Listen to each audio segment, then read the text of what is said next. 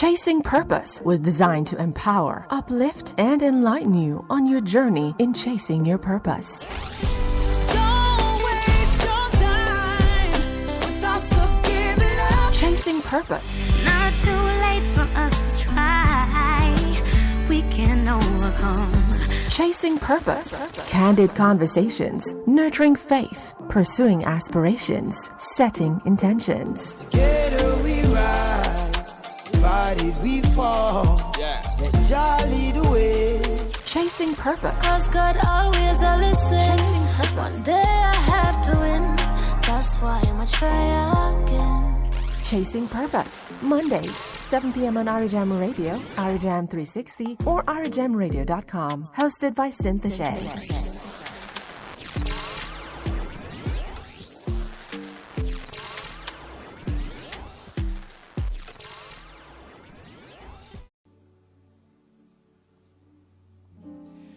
Nothing else matters. My one desire is to worship you. I live to worship you. I live to worship you.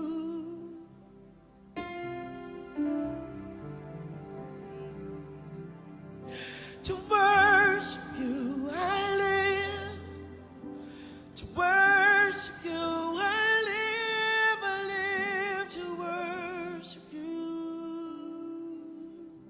Welcome to Chasing Purpose, heard every Monday at 7 p.m. right here at our home at Irie Jam Radio, on our app at Irie Jam 360, as well as IrieJamRadio.com. We love to hear your views and reviews.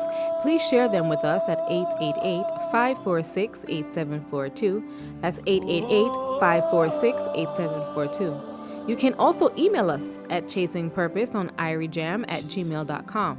Stay connected with us via our social media platforms. On Facebook, Chasing Purpose, and be sure to join our Facebook group entitled Purpose Soars. Follow us over on Instagram at chasingpurpose_on-purpose.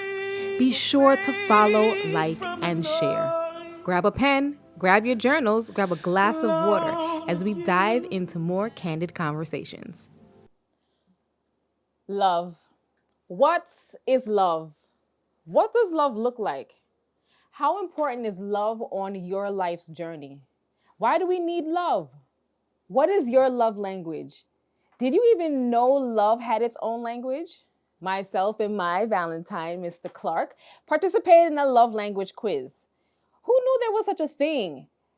And I had to drag him, trust me, kicking and screaming. He did not want to do it. However, the quiz was broken down into 5 categories: words of affirmation, acts of service, receiving gifts, quality time, and physical touch. We answered all 16 to 20 questions thereabout, him rather reluctantly. And guess what our love languages are? I'll wait.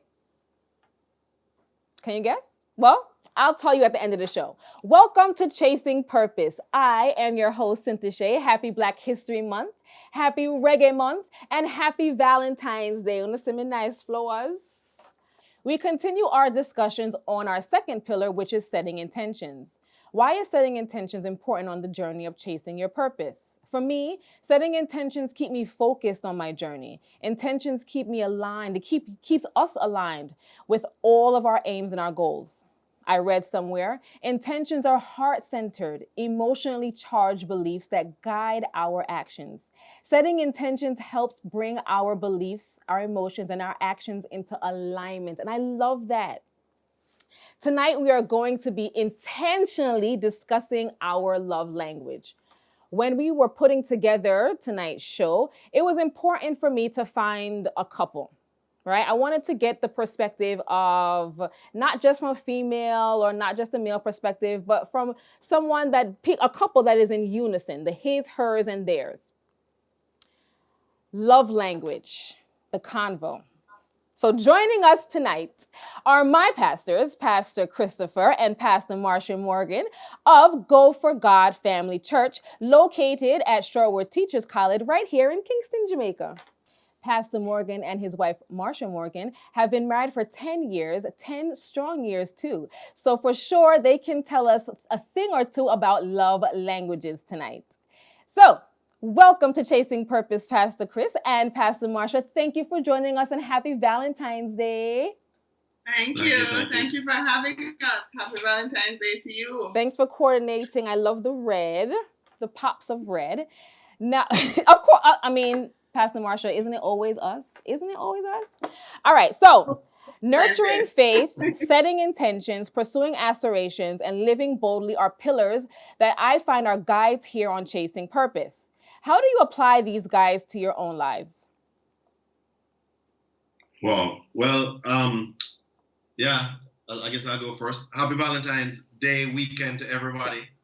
Yeah, well, I think where you are at in this season, setting intentions, I think is key. So we're people of faith, and we nurture our faith. You know, we listened to some of your past broadcasts, and they were wonderful. Thank you. And in setting intentions, I feel that that's where we're at. You know, I think after 10 years of marriage, and it feels like 20, okay, because we work together, we do all kinds of stuff together. That's being intentional about chasing purpose and chasing love. It makes a difference, you know, as to whether it's going to be successful or not. In the world of pastoral care, we take care of persons. You know, we're dealing with a lot of marriages that are purposeless and where the love is waning and the love is challenged. So we think it's most important that we are intentional about working hard to make sure that our marriage is successful and that we like each other, That's that important. we love each other and like each other. Yeah, that's important. Yeah. So we're very intentional. So talk to me about I mean, you guys are your pastors. So what does, and I know it probably may be cliche, but what is nurturing faith for you guys? What does that look like? The key is being intentional again about nurturing our relationship with him. So yes, you know, we love him and he is in control of our lives and everything that we do. And so we have to ensure that we stay connected to him. You know, we have to be intentional about nurturing our relationship with him, to remain connected to him, to be able to hear from him and so forth. Yeah, I love both those answers. The Bible says that God is love and that humans crave love from the moment of existence. 4 unique forms of love are found in the scripture. They are communicated through Greek words, eros, storge, philia, and agape, and are characterized by romantic love, family love, brotherly love, and God's divine love. I'm going to ask you just to expound on that, explain it, and break it down for our listeners. Starting with the storge love, you know, this love that's really a familial love, this whole blood is thicker than water kind of a thing. But this love, you know, though it is strong and though it is great, it's almost like an obligation, kind of a love where you would say, I have to love you because we're blood. You know, I have to love you because you're my brother or my sister. I have to love you. It's kind of a have to love you some of the times. You know, it's a good love, but it's an obligation at times. So there is a higher level, you know, and we get to this phileo kind of a love, friendship love, which is beautiful, which is amazing. A lot of us have great friends. But this love, I think, is most often based on interests, you know. So it can be seasonal. You know, you had some friends in primary school, you know, that you had common interests. You used to like playing the same games. I used to love Dandy Shandy. I used to love the same things. But then when you got to high school, you stopped. So this kind of a love, though it is powerful, and some of us have some really great friendship bonds, you know, that are strong. Oftentimes it's based on the fact that I love to do what you love to do. And it can be seasonal. So there are other types of love. The eros love, that is biblically, really romantic love, and it really is supposed to be exercised mostly in marriage, right? The sexual kind of a love, physical love. But this love, though it is powerful and it is God ordained, it's the kind of love that says, I'm in love with your body, I'm in love with what your body do to my body, what me want to do to your body, and them kind of thing. Right? So it's very much a surface kind of love. And so it just doesn't go as, though it is good, it just doesn't go as deep as this God kind of a love. This God kind of a love that is so different and so powerful, so fulfilling, that it's really described in the Bible over and over and over, used over 200 times in the New Testament alone, as a kind of this agape love that's really a selfless love, a sacrificial love, a love that expects nothing in return. Now this gets kind of scary, to talk about this kind of a love, because it means that you are going to have to be able to say, whatever it takes, I will do whatever it takes to love you right, to love you the way that you should be loved, to love you in a way, to love you even when I don't like you,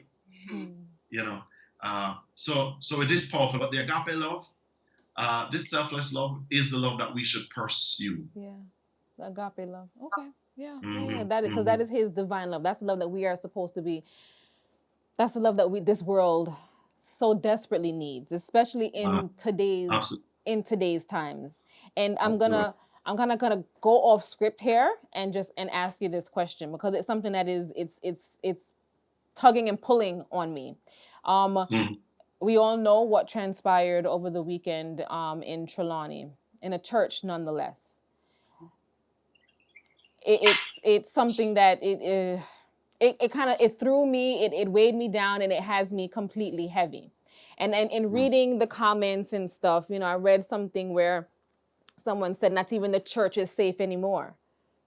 Wow. So I'd love to hear your thoughts on that. I'm sorry to put you on the spot. My apologies. Yeah, no, that's fine. I think we are having a problem. We do have a problem in our country.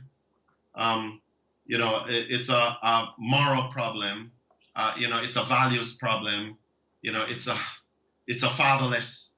We are a fatherless nation, and too many men going around. So there are lots of different angles. We have a corruption problem. We have a poverty problem, and so forth. I generally, when somebody asks me, well, how would you sum up the problem? I say, what we really have is a leadership problem. We need to get to the place where we're teaching our young children how to be leaders, and how to be godly leaders, and how to view their country, and how to national pride, godly pride, really and truly, same to get children to start chasing purpose from a young age, to understand who they are in God. A child that chases purpose, a child that nurtures faith and that is intentional, okay, and that has good aspirations and so forth. They don't grow up to go in a church and shoot nobody, right? They don't do it at home. I mean, there are other more horrible places that murders are taking place. Listen, I would not for a moment exalt the church over homes. I mean, there's so much domestic violence in the home. A lot of the acts of crime are taking place in homes, in families, in marriages, in communities. So church, if they're killing at home, of course they're going to come and kill people in church. I think you are tapping into the answer.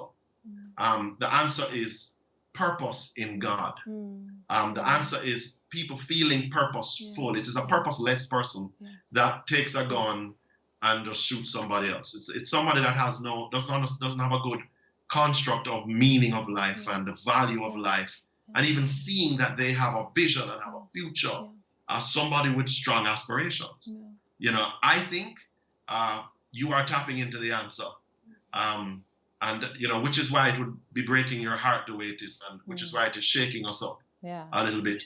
I think chasing purpose is the answer. And I do hope that those that are listening would understand the importance of tuning in every week, understand the purpose of not just listening to what we're saying, but to actually write stuff down and to start acting it out, and to turn around and teach their children If we get more purposeful, we will have a prosperous nation Agreed. Thank and you. a peaceful nation. Thank you Yeah. for that. Thank you for that. Thank you for that. You're welcome. You're welcome.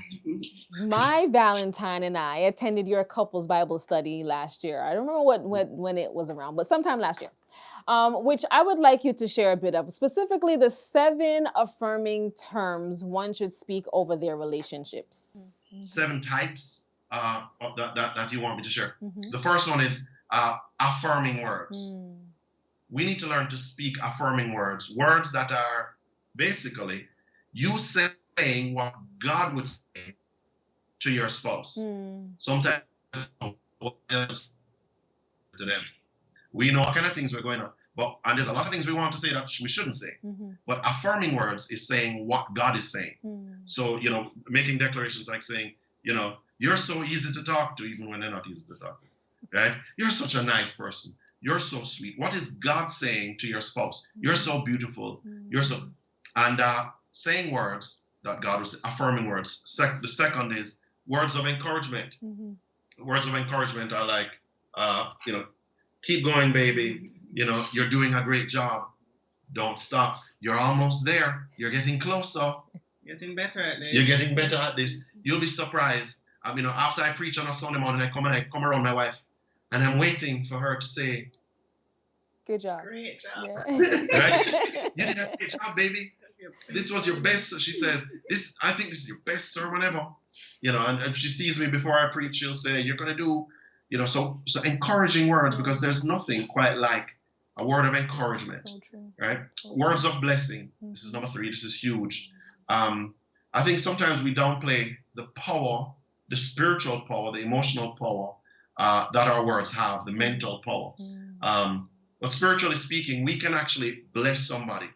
So what I'm really saying is that if you see that your spouse needs joy, if you see that they're anxious and they're nervous and they're worried about stuff, you can encourage. But another thing you can do is say, I bless you with joy.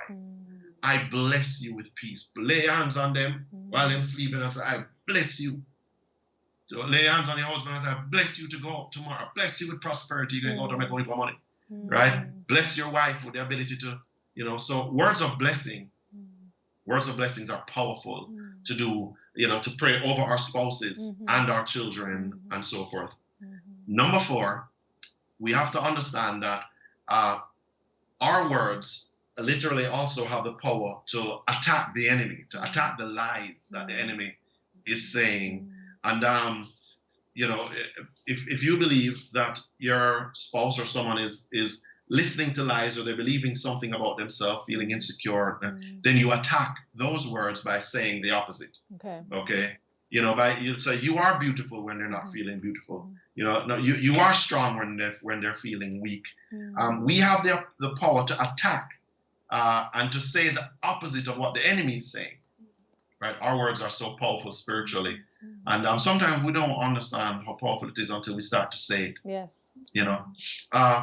Just a few more. Number 5, our words build faith. And we can be very intentional about speaking words that build faith. Words like, I believe in you. I believe that you can do it. Do you remember how when we were in this situation last time, how God blessed us? Words that will remind them how good God is. God did it before, baby. And I know Him can do it again. Remember the last time we were in a situation, He took us out. Remember the last time this situation came up? Last time this happened, God took us out, so He will do it again. Words that build faith are key.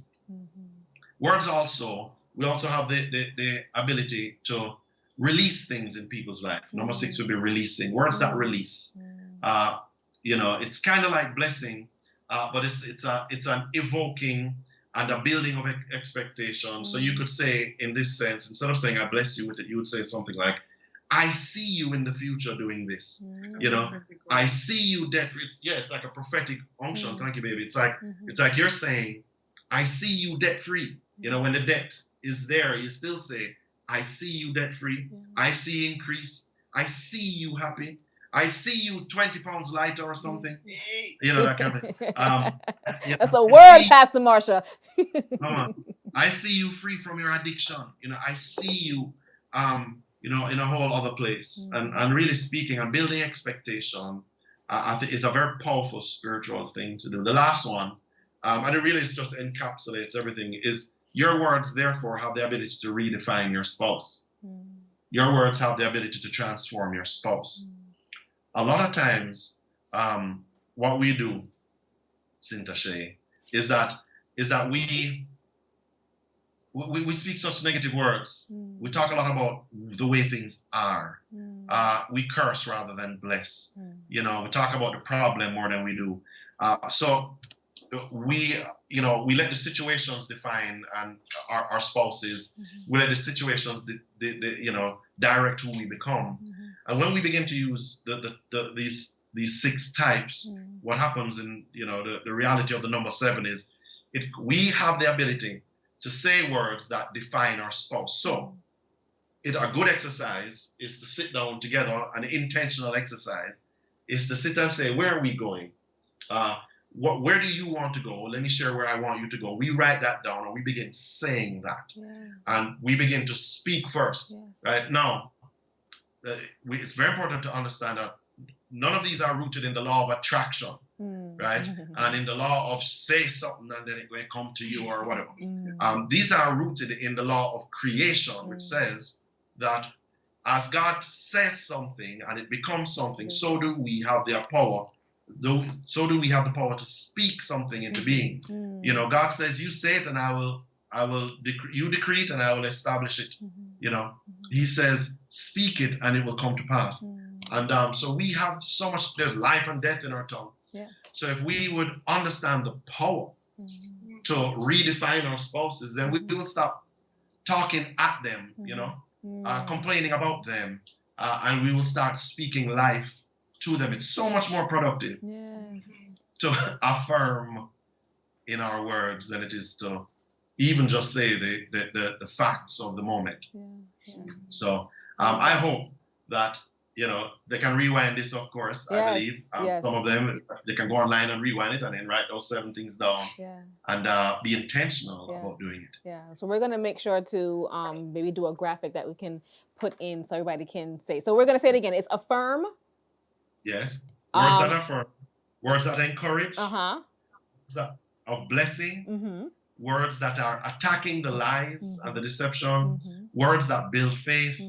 Words that release and invoke, right? And words, therefore, redefine. Yes. Listeners, audience, let us be intentional about using these words and speaking these words and acting these words over our relationships. And not just our relationships with our husband, wife, boyfriend, girlfriend, baby father, baby mother, but with our family members, brother, sister, everybody, right? Because we all need this. We all need this coming together, this love, this agape love, this divine love that we should be rooted in. All right. Are you both chasing your purpose or have you found your purpose? I think both. We definitely are still chasing purpose, but we're also very, very rooted and grounded and working in purpose as it is now. So we have purpose in our family. We have purpose in our church, and then we have purpose in the nation. And that is God's purpose for our lives. And then I think we're also still chasing purpose, because like for me, even though I am in purpose, I'm still, seeking God and trying to find out, what else would he want me to be doing at this time or in the future. Same. Yeah, I like the way she put it. In that it is God's purpose that we're after. So it's almost like a continual journey. But a lot of people in chasing purpose are chasing after their own purpose. Right? And therefore they end up somewhere far from where God really created them to be. My angle on purpose is exactly what Marsha said, which is if you want to know your purpose, start asking God what his purpose is on your for life. you. And all of us have national purpose. You're born in Jamaica or you're connected, right? You're born in Jamaica, God has a purpose for Jamaica. So you're either a part of it or not. You're born into a family, some of us have to run from our families, but you're either building a family purpose, God's purpose for your family or you're not. God has a purpose for churches and spiritual families, and you're either a part of a church doing that or not, right? So, her paradigm that she just laid out, I think is powerful, and most people should ask the question, what is God's purpose for my nation, Jamaica, or whatever nation you're from? What is my purpose? What is the purpose that God has for my church? I'm going to ask for pastor what the purpose is and get involved. What is the purpose of my family? Every family has a purpose, right? For some of us, it may be the starting over. It's okay. We are now going to start a family dynasty that has a God-defined purpose. So I believe, I think we are both doing a little bit of both. We're both found purpose because we're pretty developed in who we are spiritually and practically. But it's a continual chasing, right? It's a continual journey. Our church, just the name of the church is Go for God, and it gives it speaks. It literally is a movement. It's like the name itself says we are going and we're not stop, right? So just like the name of this program, chasing, we're always going to be chasing, and even when we find God, we're going to keep chasing Him because He's always on the move. God is always doing something new. He's always doing something exciting. He's always shaking things up. So it's purpose becomes extremely exciting in the discovery of it and in the realization that there's always going to be even more. There's always going to be new. So we have to stay alive, and we have to stay excited. We always have to be looking for what God is doing that is new. Within our family, within the church, and within the nation. Awesome. Grab your journal, grab a pen, grab a glass of water or wine, whatever floats your boat. And when we return from the break, we're going to dive into tonight's topic. Irie Jam. 93.5 VIP. The Gleaner Premium will excite your digital media experience, satisfy your appetite for exclusive stories and special access to editors' fora, videos, podcasts, and much more. To subscribe, go to jamaica-gleaner.com/premium and select the e-Gleaner or website option. Welcome to your new digital experience, the Gleaner Premium. Free until February 28. Western Union is here for you. Available 24/7 every day, the Western Union app and website give you the option of sending money from the comfort of your home straight to your loved ones. With Western Union, you can send money to banks in Jamaica, including Jamaica National, JMMB, Scotiabank, NCB, First Global Bank, and more. Tell your receiver in Jamaica to register their bank account by visiting gkmsonline.com or their nearest Western Union location and receive funds directly in their bank accounts. Get fast and convenient service when you download the Western Union mobile app or go online at WU.com. For more information, visit WU.com or call 718-801-9370. That's 718-801-9370. Services may be provided by Western Union Financial Services, Inc. and MLS number 906983 and or Western Union International Services, LLC and LMS number 906985, which are licensed as money transmitters by the New York State Department of Financial Services. See terms and conditions for details. You ever check out the Golden Cluster on Picking Avenue in Brooklyn? The cooked food is excellent. Soups, porridge, chicken, goat, oxtail, seafood, and fish specials. You name it, they have it. And it tastes nice. Plus, them have peanut punch, Irish moss, carrot, coconut water, sorrel, magnum, and more juices and drinks. Golden Crust at 1655 Picking Avenue near Rockaway Avenue in Brooklyn. 718-342-7576. Catering and delivering services are also available. Bilical, but with Talawa. This is a public service announcement from Irie Jam Radio. You have the right to be seen, heard, and respected as a citizen of the world. You have the right to be treated with equality, regardless of the color of your skin. You have the right to be protected from harm, injustice, and hatred. You have the right to your own opinions and feelings, even if others don't agree with them. We hold these truths to be self-evident. We will stand up for them. We stand up for each other. Today, tomorrow, and always, Black Lives Matter. Now we must heed these words more than ever. That was a public service announcement from Irie Jam Radio. Get into a new ride during the Start Something New sales event at Star Chrysler Dodge Jeep Ram. This month, lease a new 2021 Jeep Renegade Latitude 4x4 for only $129 per month. Or lease a 2021 Jeep Grand Cherokee Limited 4x4 for only $249 per month. Savings like these won't last long, so visit Star Chrysler Dodge Jeep Ram in Queens Village or online at starchryslerdodgejeep.net. All prices plus tax, title, reg, DMV, and acquisition fee extra. Renegade 4100, do it signing 36 months. Grand Cherokee $49.99, do it signing 24 months, 10,000 miles. All rebates to dealers. Zero security ends 1/31/2021. Jamaica Smooth CBD-infused gummies and capsules are a great way to combat anxiety and sleep disorders. On top of tasting amazing, our island-inspired gummies and CBD capsules allow you to get the exact dosage of CBD without having to guess. Simply take them as you would daily vitamins and let the CBD work its way to help soothe and relax you. I'm Joe, your CBD expert. Order now at jamaicasmooth.com or call us 1-833-766-6845. That's 1-833-SMOOTH-5. This is Irie Jam. 93.5, the People's Program. Je t'aime quand c'est là.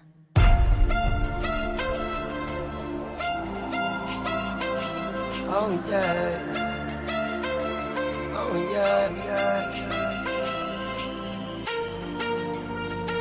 Would you believe me if I told you? Will you believe me when I say affairs of the heart, together we've grown, if ever apart. All I want you to know is your love is life-changing, and I couldn't be the same without you, darling. Your love is life-saving. You always catch me when I fall. When the tour bus drop off and all light lock off, and I'm a mere mortal again. Promoter belly full and all the fans gone home. I'm glad that you're more than a friend. And when your love is life-changing, and I couldn't be the same without you, darling. Your love is life-saving. You always catch me when I fall. Welcome back to Chasing Purpose, heard right here in our home, Irie Jam Radio.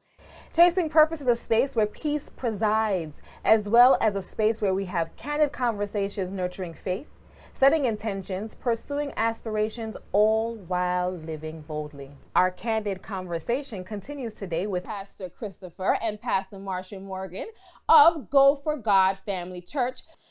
Pastor Marsha, what intentions are you setting for yourself, and then collectively, and then spiritually? Okay. Well, personally, for myself, accountability is a big thing for us. And I believe I need a pastor. Everybody needs a pastor. Everybody needs, mentors that they can talk to. Now, he is my pastor, but, I wouldn't want to talk to him about everything, type of a thing. So and he probably is happy about that too. I'm sure it's healthy. Yeah. Yes. So I have, my pastor who I talk to very regularly for accountability. Our bishop. Okay. Right, for accountability purposes. So, I'd have a meeting with him and he gives me assignments, I have to go and do research and get back to him and stuff, to ensure that I am personally growing and developing. Oh, that's great. So there's accountability, I ensure that I do my daily devotions, ensure that I stay in worship, I stay in the word, and so on. And I also have to, have my personal time. So I have to self-care. It's so important.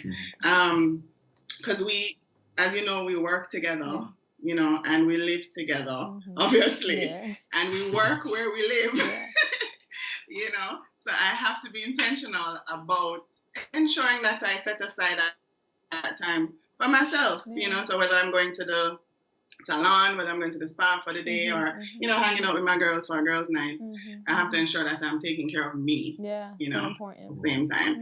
And then I develop and grow by teaching. So I host Bible studies, for the women at church, and as I go through it with them, and teach, I am able to to intentionally develop myself as well.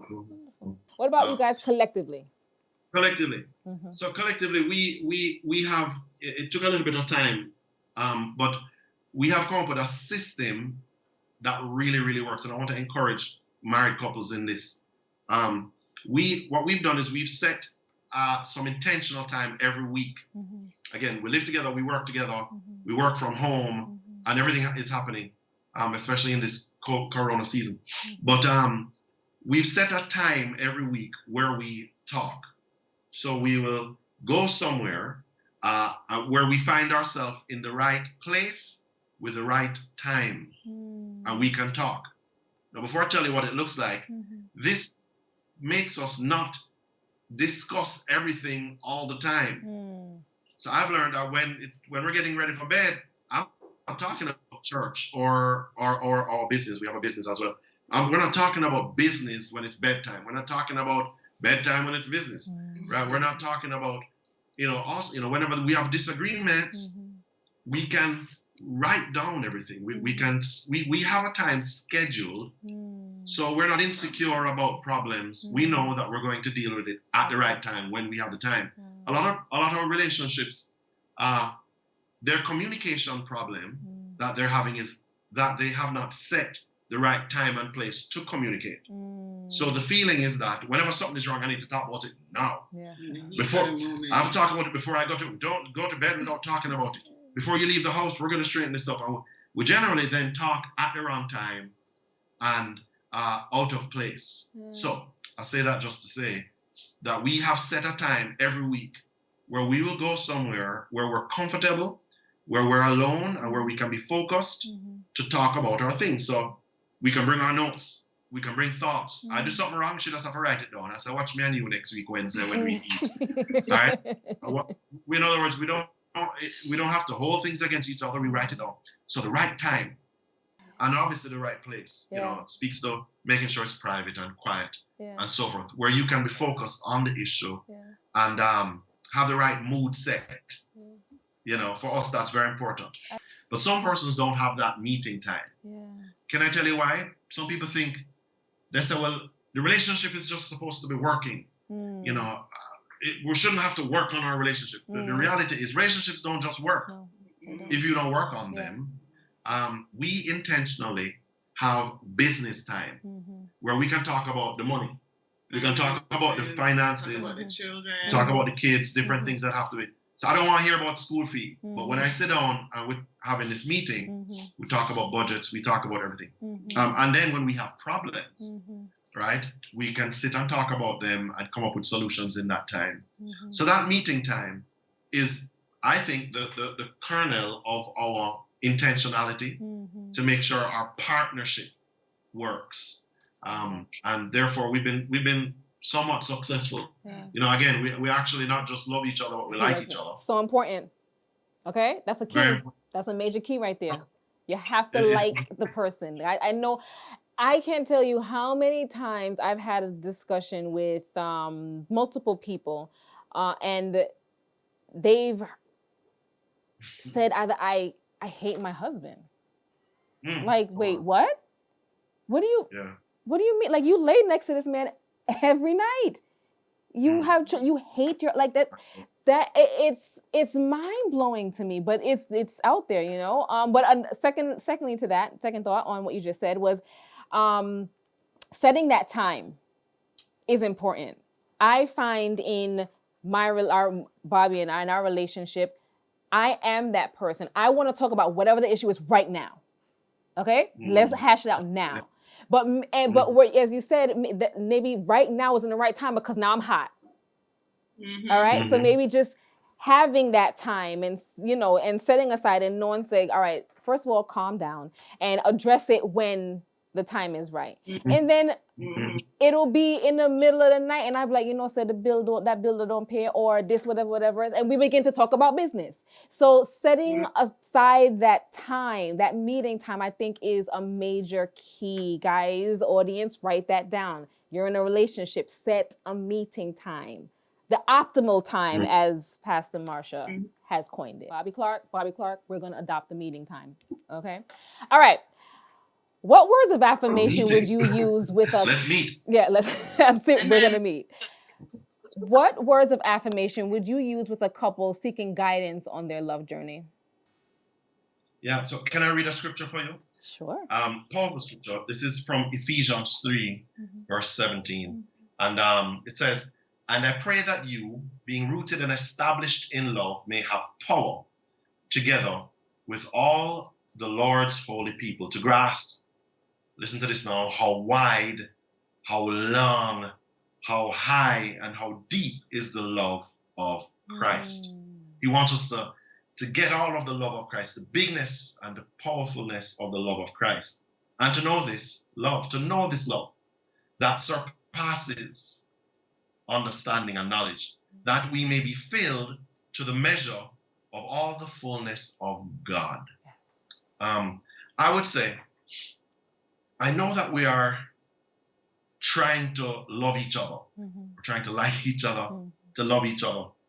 And a lot of people aren't finding it that easy, because they may be saying, well, the person that they're being asked to love isn't that lovable. But the problem may not be, is the person lovable enough or likable? The problem may be in us as well. Love really should not be so dependent on the object of our love as much as it is in how much love we have inside of us. I'm saying that to say that some persons are so empty that they don't have any love to give. So true.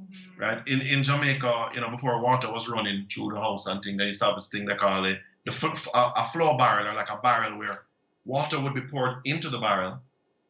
And then when you want water, you just turn it on, like a tank, right? But you'd have water coming in so that you can have water coming out, okay? Most people, it's not so much the other person's issue. A lot of persons, if you check yourself, you may find that we don't have enough to give. Wow. Most married couples, most married persons then don't really know the fullness of God's agape love.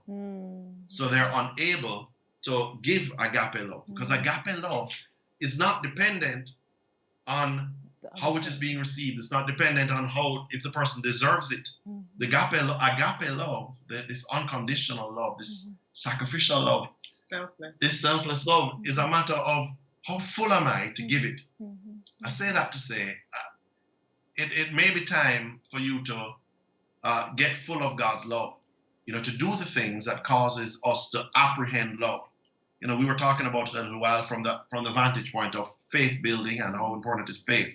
But the relationship with God is everything, and giving ourselves to the activities that learn the love of God, the devotions, spending time with Him, in worship, play some praise and worship music and worship Him. In prayer, tell God all of what your issues are. In praise, thanking Him for stuff.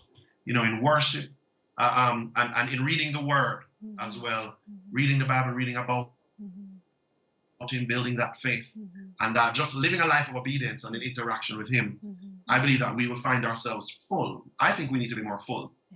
My affirming word for you is, are you full of God's agape love? Are you filling yourself continually with His agape love? Then and only then can you turn your tap on and allow yourself to flow out. Right? Because some people get God's love and then them not releasing it. So that's a different program. Yeah, it's a whole other show. But I want us first to consider, are we doing what it takes to feel God's love? A lot of people are running from God's love. A lot of people have issues why they're running from God and why them, and so forth. Get a good church. Find out a church where you can feel the love of God there being taught and so forth. Have a strong devotional time in the morning. And I would say surround yourself with people that know God. Because through them to know the love of God. How full are you? So that you can have a strong flow of love. I love that. That's the question. I love that. Very powerful. Major keys in there, guys. I hope you guys are journaling as you're listening. As a couple who work together, What challenges do you face and what steps do you take to overcome them? It is quite challenging. I'm not going to say it's easy.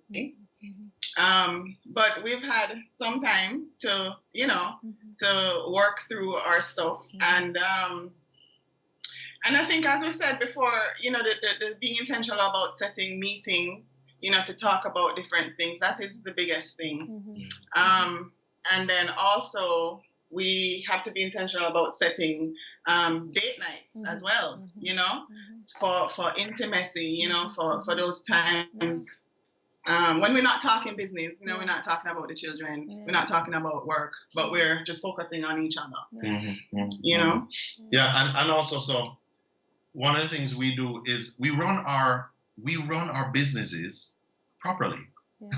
I mean, you guys might think it seems like small, but if somebody not running their business properly, then everything becomes terrible. So the idea of working together can be fun. Yes. The idea of working together can be good if the business is running properly. Yes. In other words, some people just, they're not good stewards. They mismanage life. So it's not fun. It's like, I don't like working with you because you don't work good. So so we work at working properly and bring the same type of intentionality to the business.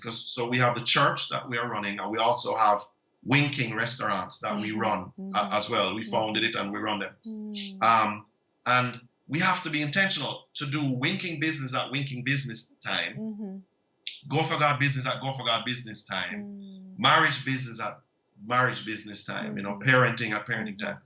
And I think because we are intentional and we schedule and we can slot different time spaces and location spaces to do different things, it doesn't just get all jumbled. Most of the problems in life, Sim, and because I'm a counselor, I counsel, I mean, that's what I do during the week, is that persons are overwhelmed in their life. A lot of marriage problems are really overwhelmingness and anxieties associated with not being able to, not categorizing properly in the mind, not categorizing, and things just really get piled on top of each other like this, as opposed to having things separate and apart. I think when we begin to categorize life, do things rightly, emotionally attach the right emotion to different things, the right mentality, and so forth to each thing, that is when we find success. So it is interesting that we work together all the time, and then Corona happened and everything is happening at home now. Most of what is happening is being run from home, even school with the kids at home. So, but when we separate things, right, and we give each thing what it is due and really try our best to do it right, okay, then it makes it a whole lot easier. There really is, we really have had some strong seasons of things not having to overlap. And we don't necessarily feel like we don't like each other in our marriage because we don't like something that happened at work. Right? We have meetings. We just do everything at the right time and in the right place. And that is a huge big deal that some people may think is some persons are not intentional about doing. It is important that you touched on those key elements in, as someone who also works with their partner, their life partner. It's important for us. We are so blessed. I always get this question, like, how do you guys work together and live together and whatever. It is at the root and at the base of our relationship has been our respect for one another, has been the love of God and our faith.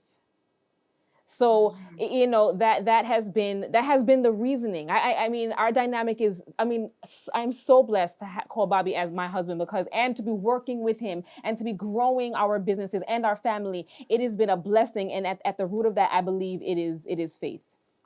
And it sounds like that is exactly what it is for you too. So, congratulations on that. And thank you for sharing that.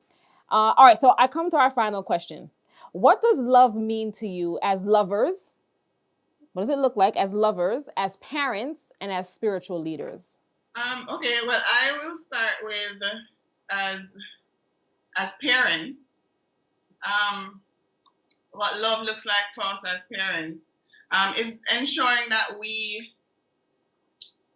stay connected to God. Again, it comes back down to faith. To ensure that we are connected, that we're looking to Him for guidance and wisdom on how to love our children. And How to lead them. Yeah. And how to bless them, and teach them and grow them up in the way that He wants us to. Because it can get hard, and we can, think that we are loving them a certain way, but that's not really, we're doing them more harm than, So I think again, it comes back to our relationship with God and our faith, and allowing Him to guide us. If I can jump in on the lovers part, when I was trying to get her, and to win her, and at the beginning of our marriage and everything, I kind of was in charge of the lover thing, But I've learned so much from her, after 10 years, a lot of the nuance is gone and so forth. That one of the most important things that can cause our romantic love and sexual love, all those things to stay alive is to take breaks and because I can work all the time, but she's like, no, we need to go on vacations, we need to do things alone and so forth. So one of the things she's taught me is the importance of prioritizing and being intentional about taking breaks and going off. So I thought she was just saying she want to go to a hotel and she love beach and ray. But I've realized that she's right. That if we don't get some sand in our toes and we don't get a hotel bed and we don't get some time away from the kids, then the love that we're supposed to share, it can just get caught up. We just get caught up in everything else. So as lovers, she's taught me a lot of that. That we still need to fight for the time away to do those things. Because our children, our daughters jump in our bed in the middle of the night. You guys get what I'm saying? Yes. So you guys, you have to get away and go on with things. Okay. I think to answer this question, how do we define? How are we being defined now in love and everything? I think purpose. I think is the most important thing. A lot of couples don't understand that. God does have individual purpose for us. Purpose as a man, purpose as a woman, but purpose is huge, right? Purpose is huge, right? And in these different areas, we have to make sure that we understand that we have a purpose together. So it's not just so much about individual man purpose and woman purpose, but we have purpose in our marriage together, right? Our family, the Morgan family, has purpose. I've inherited some stuff from my father, Father Morgan, and she's come into that. We have purpose in our church to do. We have stuff we need to do in church, and of course we're senior pastors and so forth. But everyone, couples can find purpose in their church together. Finding purpose in your nation together. We've done whole marriage Bible studies where we do 5 weeks trying to help couples to find out what God's purpose for them together is. You see, when everything else is waning, when everything else has challenge, when the wind is blowing and when different things happening, I find that the couples that understand their purpose together, tap into purpose, everything else becomes, so it becomes small compared to what it is that the Clarkes are building together. What are we building as the Morgans? What is God building in our church that's so much more important than some of the small things? What does God want for Jamaica that we as a couple can be? Let's model family, let's model strength, let's model faithfulness, let's model integrity. Who we are together is so much more important than who we are apart, and I would say then we are defined by our joint purpose. I love that. I love that. All right. Where can our audience find you? The audience can find us at goforgod.org. GOFORGOD. Goforgod.org. Of course, we're on Facebook at Go for God. We're on YouTube at Go for God. We're on. You just have to search Go for God on Instagram. All of our sermons are on YouTube. All of our everything is on Instagram. Everything is on Facebook as well. Go for God. And we have an app. And we have an app. So you can go to the Apple Store, go to the Android Store and type Go for God. And you'll be connected. Everything that's on the website is there as well. We also have a business, Winking.